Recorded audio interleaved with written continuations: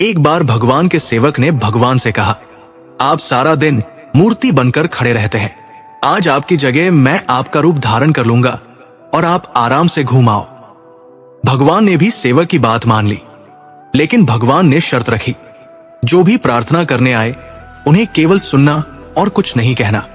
सेवक ने शर्त स्वीकार कर ली और योजना के अनुसार सेवक भगवान की जगह मूर्ति बनकर खड़ा हो गया।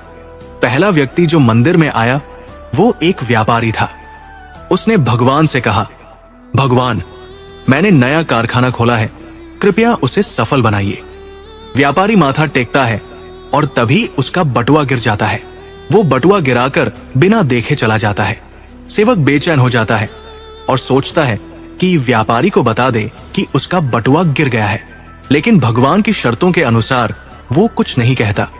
कुछ समय बाद एक गरीब आदमी आता है और भगवान से कहता है, भगवान, घर में खाने के लिए कुछ नहीं है, कृपया हमारी मदद करें। भगवान के सामने बटुआ पड़ा होता है। वो गरीब आदमी भगवान का धन्यवाद करता है और बटुआ उठाकर चला जाता है।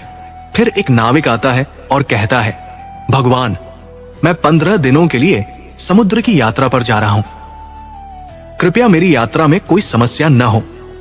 ठीक उसी समय व्यापारी पुलिस के साथ आता है और कहता है, ये नाविक मेरा बटुआ चुरा कर भागा है। पुलिस नाविक को पकड़ कर ले जाती है।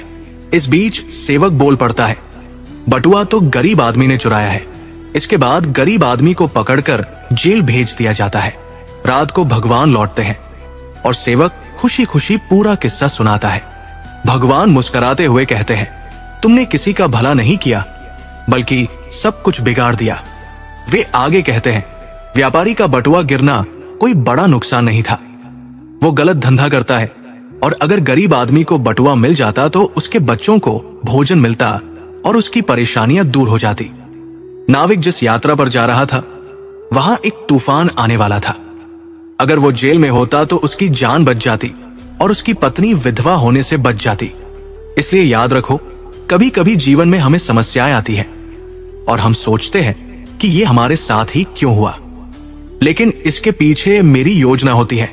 मेरी योजना हमेशा तुम्हारे भले के लिए होती है, बस कभी कभी उसे समझने में समय लगता है। सच में इस कहानी से हमने यही सीखा, जो भी होता है अच्छे के लिए होता है।